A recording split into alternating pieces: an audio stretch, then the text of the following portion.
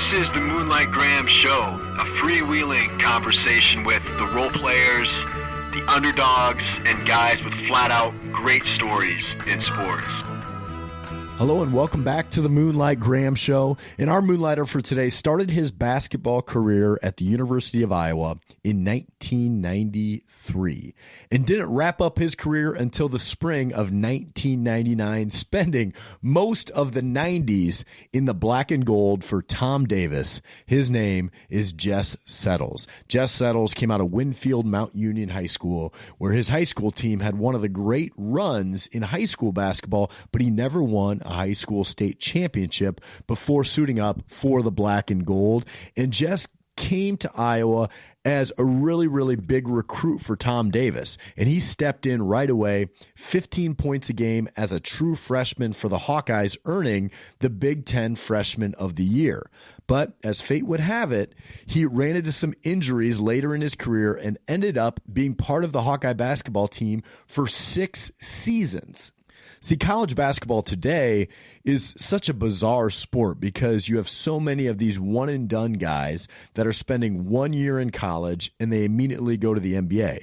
And because of COVID, the new transfer rules, the new NIL rules, you also have a lot of 5th and sometimes 6th year seniors right now. So you have this mix of 18-year-old kids and guys that are 24, 25 years old playing in college basketball right now.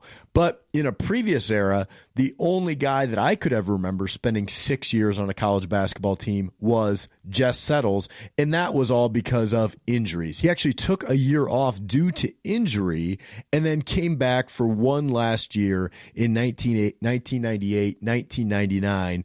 And the funny thing was, I was looking up the stats from the Iowa Hawkeye team in 1998, 1999.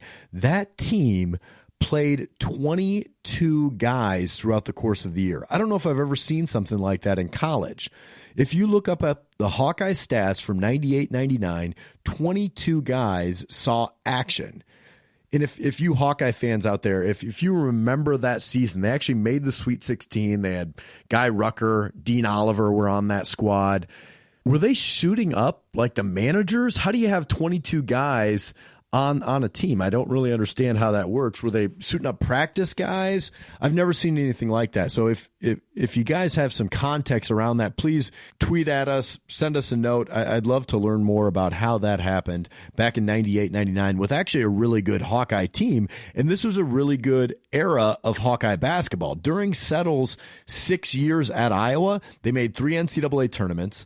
They won 117 games. Jess Settles scored 1,611 points and was maybe the biggest antagonist of my childhood growing up as an Iowa State fan.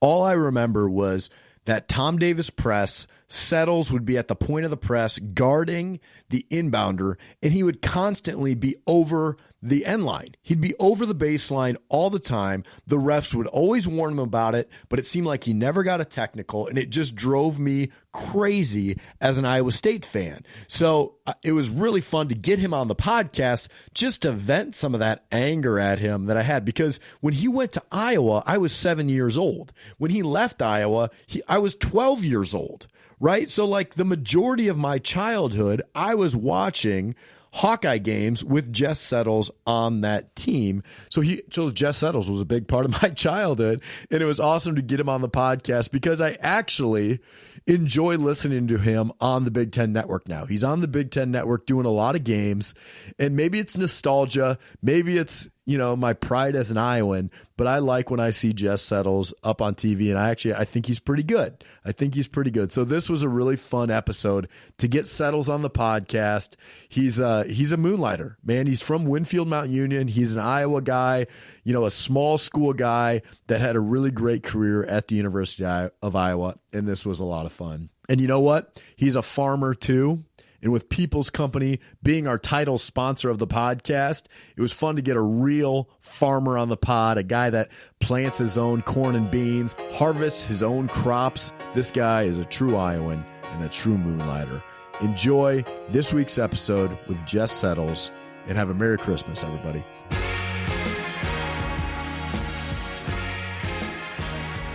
All All right, Jess Settles. I grew up a Cyclone fan, Jess, and so I was a big fan of the Hoiberg, Clay Edwards Cyclone team. So you were always enemy number one for me as a fan growing up. What do you remember about those Iowa State battles back in the 90s? They were incredible. A lot of Iowa kids played in those games when I played. So Lauren Meyer, Hurl Beecham, Fred Hoiberg, Clay Edwards, myself, Kevin Skillett. I guess Kevin Skillett for Iowa lived across the river, but we count him as a native. Russ Millard, just all kinds of guys who grew up in the state and knew the rivalry. Kent McCausland, Ryan Luersman. So that's what I remember about it. It was a big game for us that week. And then there was so much else going on before the game and after the game, obviously, for both teams, that back in the 90s, there were guys stayed in school longer. And so you were constantly going up against experienced veteran ball clubs, first round picks, second round picks, lottery picks. And so it seemed like the reality of the schedule was to smack you right in the face. But for that couple days, it was a big deal, especially to the fans, right?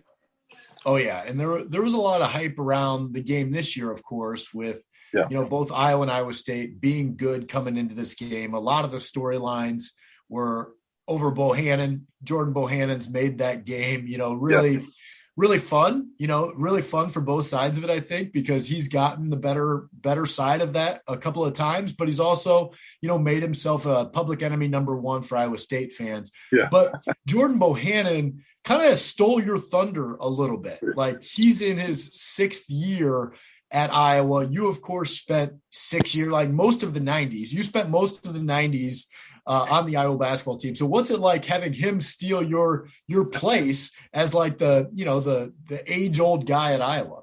Yeah, it's he's resurrected that storyline, which I do not appreciate, which I've teased him about. That was your turf. That's right.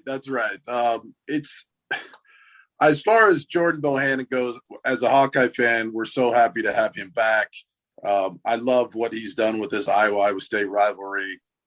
He's definitely thrown gasoline on the fire. I love what George Niang did with the rivalry as well. He threw more gasoline on the fire. It's fun. Those guys are both great competitors, and it was all in fun, and it gets the crowd into it, and it gets the love-hate relationship stuff going. And just, I enjoyed it. Jordan Bohannon, just to tease him a little bit, you got to give him credit.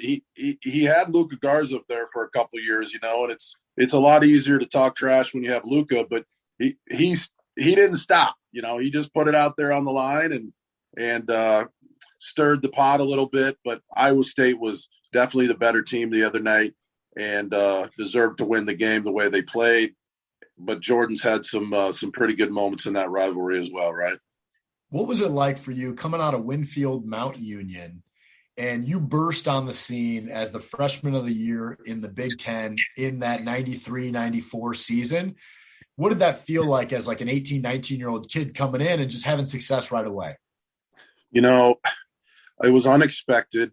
I played with Clay Edwards in high school, Class A basketball, had a lot of success at the 5-star camp out in Pittsburgh, Pennsylvania in the summer, which was all the top East Coast guys. So many future NBA guys were there. But the weeks I was there, Grant Hill was there, who's a former NBA All-Star, a kid named Travis Best, who was a great point guard for the Pacers. Just all kinds of high-level guys were there.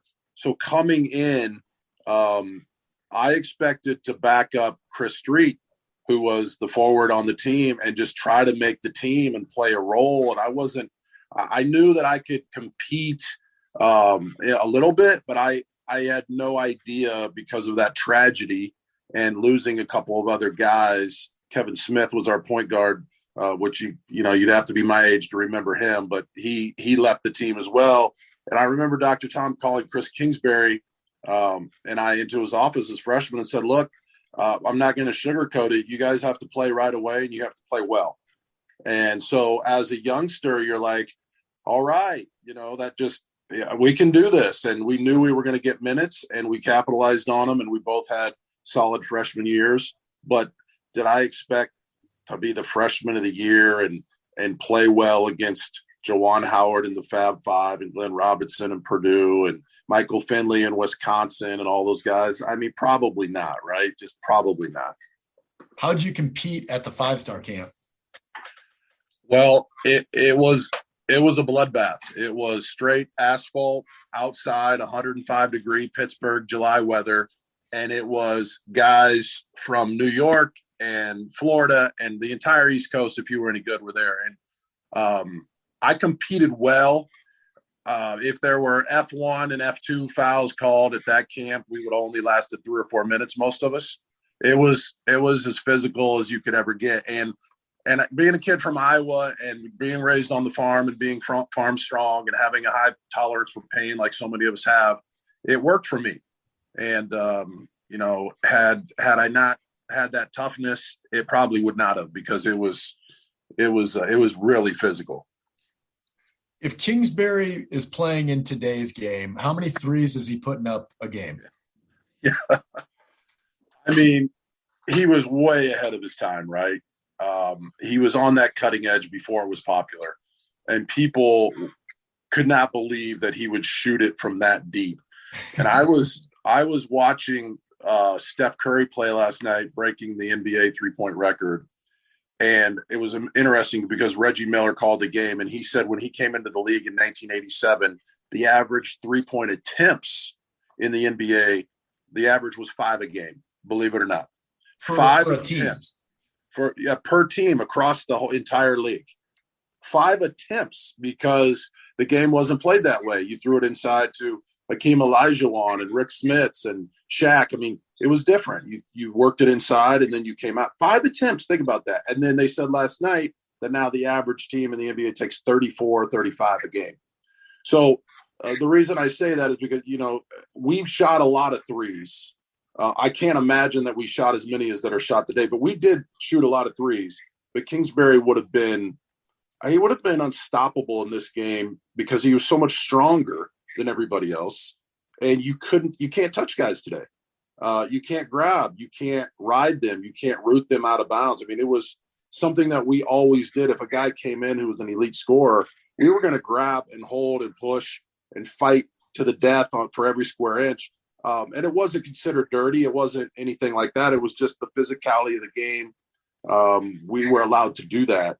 But he was spectacular to play with. And he was the best passer that I ever played with. And people would forget that. He could get you the ball where you needed it at the right time.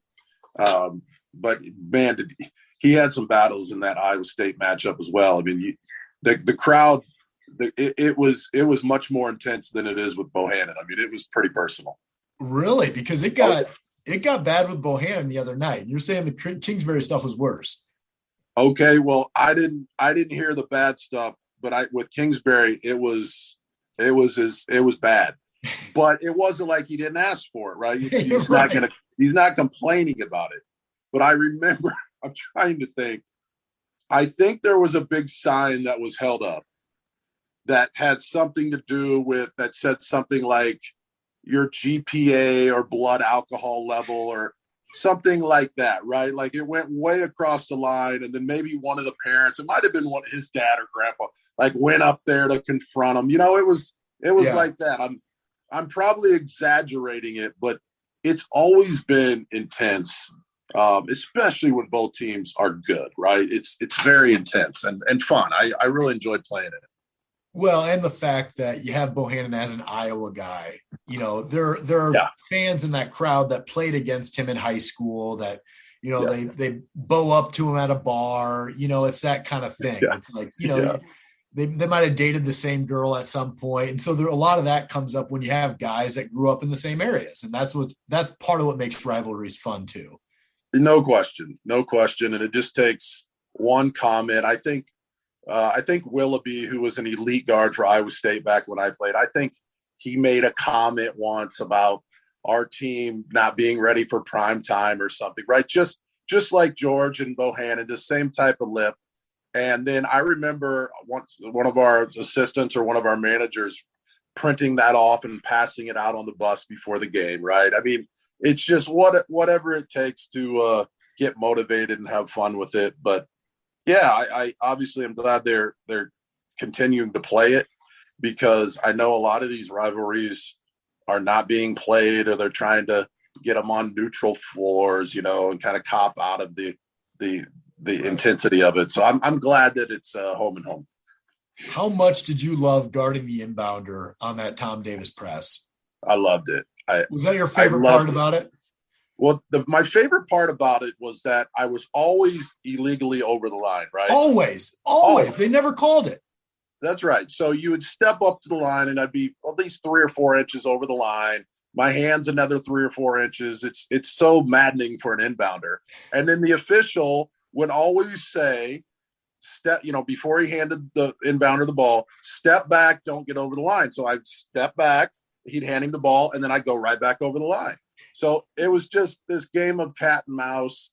And we pressed the whole game, and we pressed so hard. And it was before the cylinder rule, and it was before the freedom of movement, and it was before the hand check. And so our press was, you were just riding guys and chasing them down and tripping and bumping into them, just all in good sportsmanship, but just physical. And you, as an official, it was kind of like the old Detroit Piston days where, what are you going to do? You're going to call 60 fouls in the game? You can't. So we could get up in guys a lot more today, or than we could today. And Rick Pitino's Kentucky teams and stuff were the same way. They just pressure you till you lost your mind, and then you'd start doing stupid things or get really tired down the stretch. But that was my favorite part of being on the ball, getting over the line. I think Kent Hill at Indiana once, maybe Jacob Jakes, who was another irritating guy in that rivalry. I think they both caught one right in the melon. I think the inbounder finally just threw it right off their face. I think. It drove me as a little kid cheering for Iowa State. It drove me absolutely insane. Right. But just crazy. So you burst on the scene. You have 3 really good years to start your career at Iowa, and then the injuries start to come in to play. What's that like, dealing with injury and then having to change part of your game because you're dealing with some of these injuries? It was horrific. It was life altering. It was scarring, and all the things that you would think every man and woman who's ever gone through it as an athlete. You have a small window to compete. You want to be the best you can be. And it's just tough. I played 1 season at Iowa healthy. And then I was there for, I can't even believe I'm saying it, 5 more years because of just this nightmare back injury situation, coming in and out of the lineup, trying to get it figured out. And 6 years go by and you do the best job you can and you battle and you have a solid career. But, every competitor, that's our worst nightmare, right? That's our worst nightmare, that we are on the court, but things are not right. When do you think you were playing your best basketball? Thinking back, James Winters was our star player my freshman year. And, I told you Kevin Smith left the team, who was our point guard, and Chris Street, life-shattering moment for everybody, his family. Terrible, horrific situation. We lost our brother. So, we were, by the end of my freshman year, we were depleted. We were worn down. We were still in mourning. And, but I had a 4 or 5 game stretch there at the end of my freshman year when James went down, where I was probably playing my best. And then went on the European trip that summer and had a wonderful run with guys. And we had a good team. I think we were probably a top 10, top 15 team coming in, or we're going to be. And then just right at the beginning of that season, things went wrong for me physically. And I had a few games where I had some fuel. But then after that, I think I had to sit out 6 games and then came back 6 games and then it just fell apart from there. Mm-hmm. So there's been some pictures on Twitter of you at like a Michael Jordan camp. Yeah. What year was that? And, what were those pickup games with MJ like? Oh, that was phenomenal, right? That would have been mid 90s. I'm going to guess 97, 98, somewhere in there. Kent McCausland, for some reason, was connected with Ed Janka, who was the head of Nike Midwest at that time. And they had called Mac McCausland, his dad, or Tom Davis. They wanted Nike school guys to come in and be counselors at the camp. And so Kent had gone the year before and took J.R. Koch, another teammate of mine, who, by the way, his son, they're from Peoria. I think his son is top 40 now. I don't know if I saw he just went on a visit. Yeah. So that whole situation there, and those guys came back and said, look, you have to go. Michael's there all the time. He's there all the time. He's hanging out. You can talk to him. And so when I went, it was wonderful. It was the glory days of the Bulls runs. He was, the most recognizable star in the world.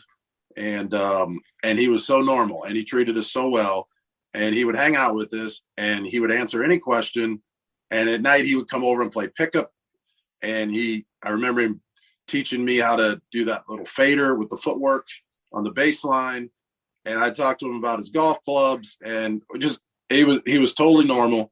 If I remember right, I think he drove a new exotic car every single day, a different one, if we remember. And I always remember he'd come out of the gym and he would squeal his tires down the street when he was leaving. I just thought that was so awesome. Right. But I think everybody who went enjoyed it. And then they had an official, I think those pictures are from the night where we had an official game. And we got up and down, and I got to guard him some, which was a wonderful experience just to see how quick he was, and play with him as well. But yeah, the three of us were really blessed by that whole ordeal. And it was for someone that was hurt and kind of that dream had died, in a ridiculous way. That was just kind of my little taste of being able to play against somebody at that level. Just got a taste of it, and it was fun. Before you got to Iowa, you played for Winfield Mount Union, which I mentioned earlier, and you had a really good run there, but you guys never won the state tournament with you or Edwards. You guys, Winfield Mount Union won it the next year after that you guys finished. How did you guys not win Class A with you and Edwards on the team? It was we played against two really good teams. You got beat by Applington. Yeah, Applington, Parkersburg, and Jared and Darian DeVries were phenomenal. And I think they had a kid by the name of Travis Shipper, maybe Clint Peters. I'm throwing those out from the past. They had a wonderful team. Darian played D1, is now the coach at Drake. Jared, D1 athlete. So we had a good battle there. And then my Jason Bauer played at Iowa with me, played for Hudson the year after that. And we were roommates on the road a lot. And they had just one of those nights where they were the better team and beat us. But it was Clay was wonderful to play with. And when he moved to town, obviously it took everything to another level and put us on a path to having a wonderful couple of years together.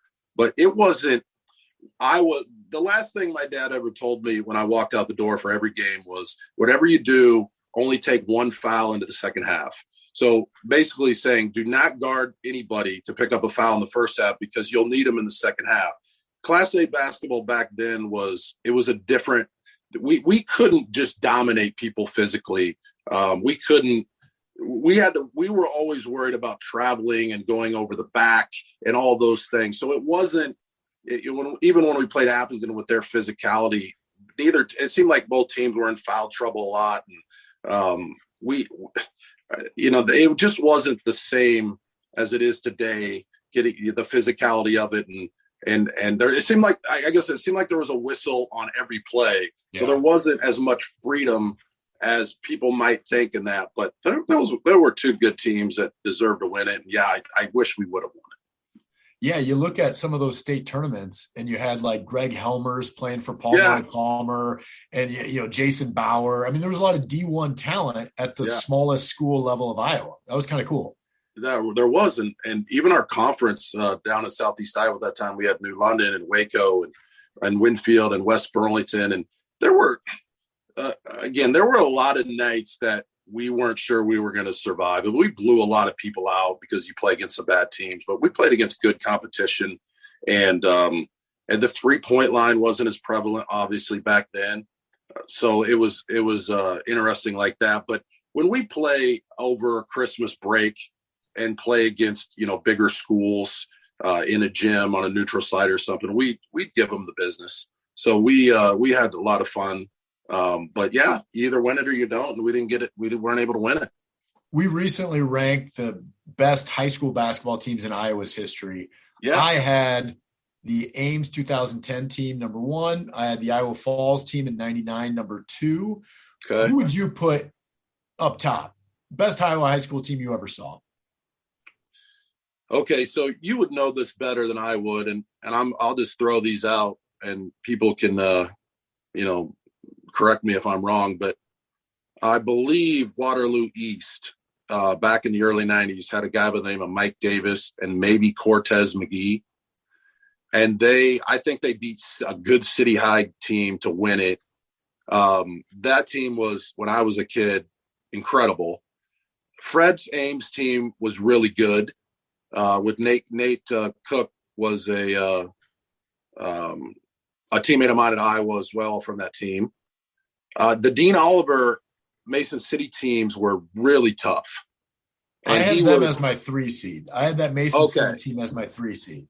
Nice. Dean, I got asked this I was talking about this on a broadcast the other night during an Indiana game. We were talking about Indiana high school hoops, which is, think about that. I mean, there's 100 teams you might be able to put on the list, but there's some guy I was thinking, well, all these other teams are so great, but could anybody really stop Glenn Robinson, right? The guy who went to Purdue. And regardless how good your team was, would you have been able to stop him? So Dean Oliver is probably in that category. Like, he would have been hard to stop because of all those crafty little spin moves. Ryan Sears and Ankeny, I don't know, did they ever win it? Ryan had some wonderful teams. Yeah, they were really, really good. That actually was a critique of ours, that we didn't have the Ryan Sears Ankeny teams on there. Okay. So people came at me with that. There were some Western Iowa schools, of course, that I forgot about. There was a good Sioux City Heelan run. The Sioux City West team in 97 was really good with Galloway and Heinrich. Yeah, they were. And Galloway played at Iowa. But you said the Harrison Barnes McDermott team was your top team?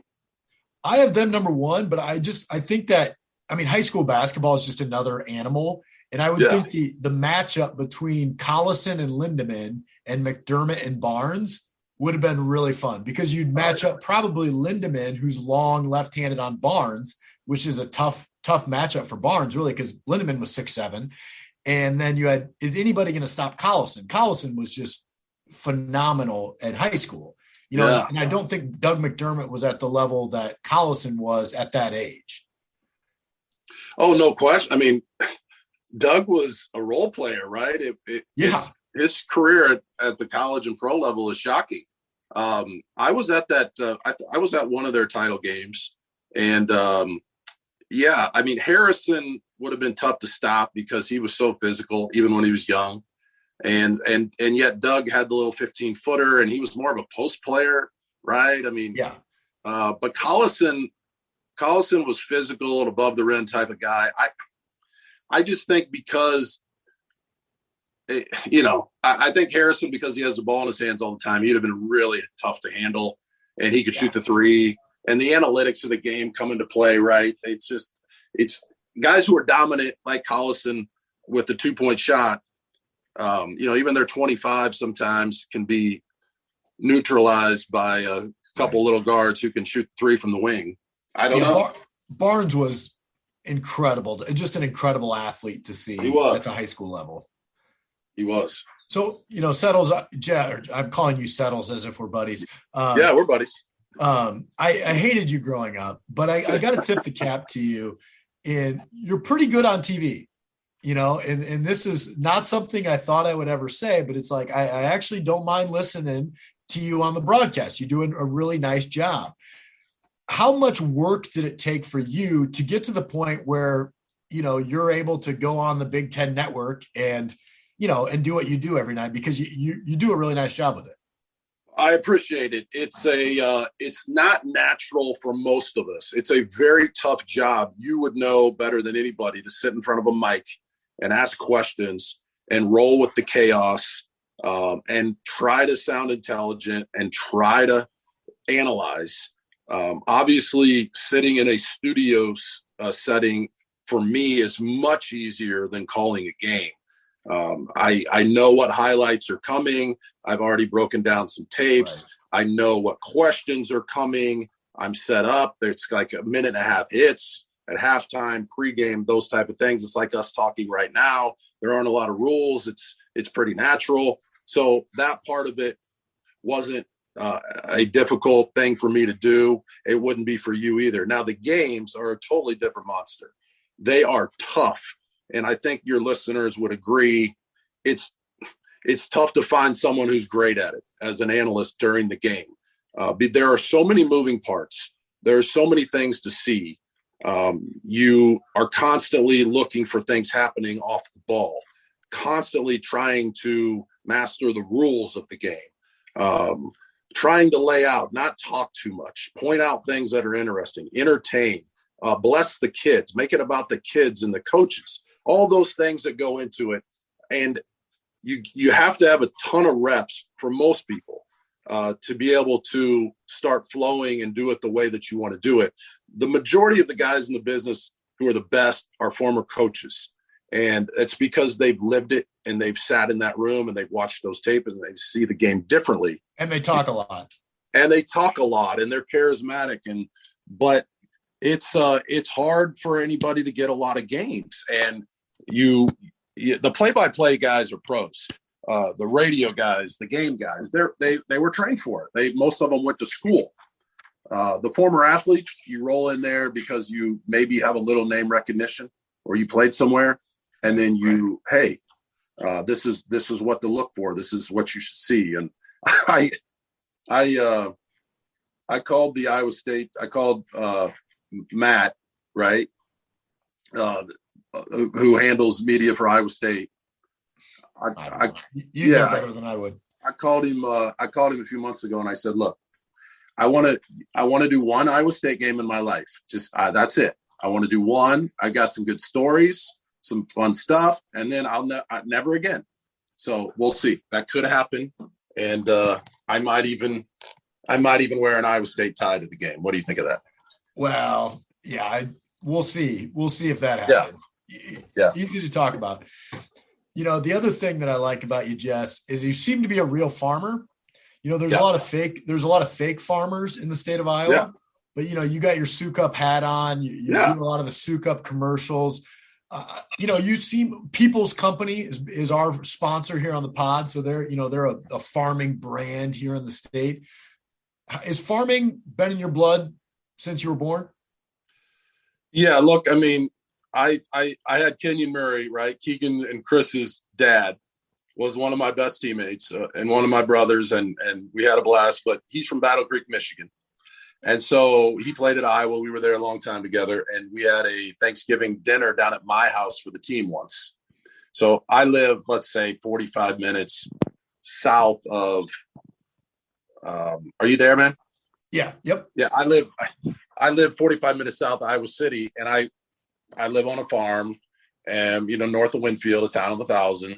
No stoplights, right? I'm rural Iowa, right? That's where I live. So I remember him coming down, and he was walking out the door, heading back to Iowa City. He goes, "Man, Settles," he goes, "I knew you lived out in the country, but I didn't ever realize you lived this far out in the country." Right? So every Iowa farm kid can relate to that. But we grew up raising Hamps and Yorks, hogs, and lived the farm life, row crops, corn and soybeans. Dad, uncle, grandparents. That's what we did. That's how we made a living and survived the farm crisis of the 80s. And now livestock, or is it just row crop nowadays? We just row crop. So farm with my dad, Steve, and my uncle Gary, and we have a blast together and we enjoy it. And it's good. And the timing of it with the broadcasting couldn't work much better. About the day you take the last load to the bin, the season's rolling. And so for me, it's worked out, and I've been fortunate to do it. It's been a good run. International Harvester or John Deere? Look, man, that's personal. That's a personal question. Like, you could divide. Is that more divisive than Iowa State? Whether it's John Deere or not? It's pretty close. It's not quite, but it's pretty close. We're John Deere, man. Come on, go green. Yeah, well, and then you get the bins. You're wearing the Souk Up hat. But are all your bins Souk Up? They are not all Souk Up. My dad has put several different brands up, but the last 2 or 3 have been Souk Up, and they've been phenomenal. We enjoy it, and they're very competitive price wise, and the service is great. And see, I'm doing a commercial right now for Steve, right? No, they're good people over there. They are. So, Jess, the way we end every episode of the Moonlight Graham show is with the 5 big questions here. All right. Okay. Wow. So, buckle up, pal. Your first question is: I know you played most of the decade of the '90s at Iowa, but who's your all-time favorite teammate? Oh, buddy, that is tough. My favorite teammate? Yep. I'll say Kent McCausland because I talk to him the most about hoops, even in this life. How often do you guys chat? I'm going to say 5 to 6 times a year for about at least 30 minutes. I like that. What's one moment when you think back of your career? What's one moment that you think of, like you close your eyes at night and you're like, man, that was a great day? We beat Ohio U when they were pretty highly ranked. I believe they had Gary Trent, who had a wonderful NBA career. We beat them at home in a spectacular game, and I love that. Playing against Glenn Robinson, I'm going to give you more than one answer here. Glenn Robinson, at Purdue was incredible. I was killing him in the first half, believe it or not. And you can't keep the big dog down. He's going to get his 25. You can't keep the dog down, and he was kind of aloof for the first half and bored with the game. It was a CBS game. Billy Packer, Al McGuire were actually calling it together, which was nuts. And for some reason, I think it was early second half, maybe I started talking a little trash to him, which kind of awakened him. And I looked back on it thinking, you better get back to the farm. He ended up with like 32, 34, something like that. And then Coach Davis found out about it after the game. He said, "You did what? You poked the big dog? What are you doing?" I was a freshman. And then as a Big Ten guy playing at Indiana and even going into Indiana to Assembly Hall to this day, It's pretty special. On the flip side of that, what's a moment, a shot, a game that still nags at you? I think we had Duke beat in the Great Alaska Shootout, mid-'90s, back when it was the big tournament. Oh, yeah. We had beaten Ray Allen and UConn the game before. I believe Kingsbury had 30 points maybe in the second half against Ray Allen. I remember that game. Yeah, and we were up, I'm going to say 4 or 5 with a couple minutes to go, and we choked it. I don't remember how, but everybody wants to beat Duke. We had beaten them the year before at the Maui Invitational and played against Arkansas in the championship game that year and lost that game. Arkansas was better than us. Corliss Williamson, Scotty Thurman, they had maybe won the title the year before, the national title. Yep. But that Duke game was bad. And then Chris Collins, who's the coach at Northwestern, who's a buddy of mine, he had his career high in that game against us. And reminds me about it every time I call a Northwestern game. So that game would have given us a title. It would have given us just a lot of street cred, and we blew it. I probably blew that game. I can't remember how it went down.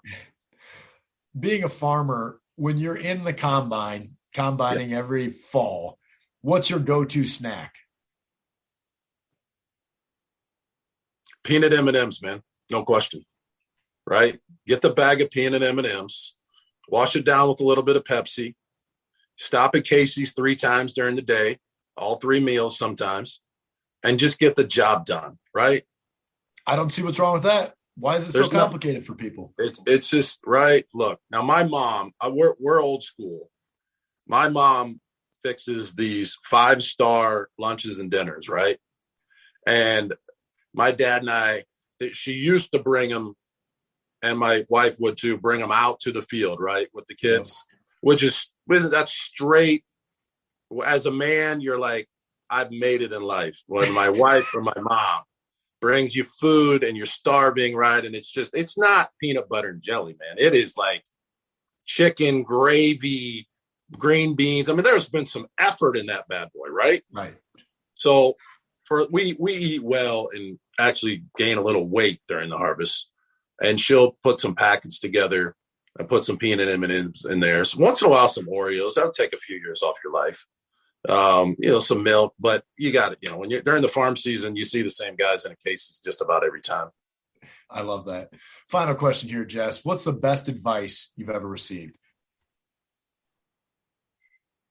Is that part of the 5? Like you ask everybody this? Yeah. I got 233 of these 5 big questions now. You're 234. The best advice. Oh, buddy. I don't. The best advice. You stumped me here. Well, what is I don't know. I don't know how to answer that. Has anybody never answered this question?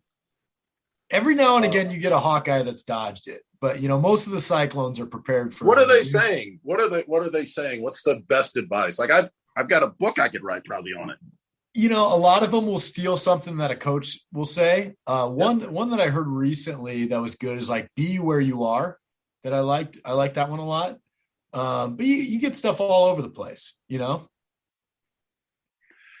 Every now and again, like Kurt Warner, I think, quoted Jesus, which is always a good move. Yeah, absolutely. Yeah. So, probably the pastors and the sermons as a believer over the years have been so impactful. Through the trials and tribulations of life. I mean, we can all relate to that. I'm sure Kurt's had some. I mean, I can't wait to watch his movie. Right? I still think he's the greatest story ever to come out of the state of Iowa. He has to be, right? Is there anybody else? No. I mean, look at me ducking this. I'm actually interviewing you during the Big 5. Well, yeah. I mean, when your name of your movie is American Underdog, you win. You win the award. It's like it's Niall Kinnick, it's Dan Gable, it's Kurt Warner. Oh, yeah. And I'm going to throw in there, I'm going to throw Zach Johnson in there, right? The green jacket is the green jacket. And he got the claret jug, too. 2-time major. He got the claret, but we don't care about the claret jug. We care about the green jacket. I mean, I want to drink beer out of the claret jug. Yeah. So while wearing my green jacket, that'd be a pretty cool thing. I'll give you that. Best advice. Just something generic. Just try to outwork everybody, and which was definitely easier as an athlete than it is as a business person. But as an athlete, game by game, you're playing in front of hundreds of thousands of people, maybe millions during the tournament. And I used to be able to outwork people in that capacity, and it paid pretty good dividends. That's the weakest answer in the history of the Moonlight. Yeah, well, we'll have better days. Yeah, we'll have to do it again, man. I enjoyed it. You're good at what you do. And this has been great, man. Great interview. Loved cheering against you back in the day, but did like all those Iowa teams, even though I like cheering against them. Similar to the Bohannon thing now. Like, sports are fun when you have a team to root for and a team to root against. And when they clash, it doesn't get much better than that. And so really appreciate you coming on the pod today and chatting about your career. It's been a lot of fun. Thanks a lot. I appreciate you. Thank you for listening to today's episode with the great Jess Settles. And we are still giving out shirts. So if you do not have a Moonlight Graham Show shirt yet, please send us an email, send us a note somewhere, give us your address, and we will send you a shirt. We want to make sure that everybody that supports the show, that listens to the show, has a Moonlight Graham Show shirt while supplies last. We've had a ton of people take advantage of this over the past month. All you got to do, send us your address, send us your size. We will send you out a shirt. If you want to Venmo us a free will donation, you're more than welcome to do so, but you don't have to. We just want to make sure that all of our fans out there are rocking a Moonlight Graham Show shirt. And also, have a Merry Christmas. Make sure to hold your loved ones close, to tell everybody that you care about, how you feel, that you love them during this Christmas season. There's no better time to spend the holidays with your friends and family. And I hope you all have a wonderful week. Thanks for listening. It's Moonlight Graham, yeah. It's a pretty good program, broadcasting to the heartland.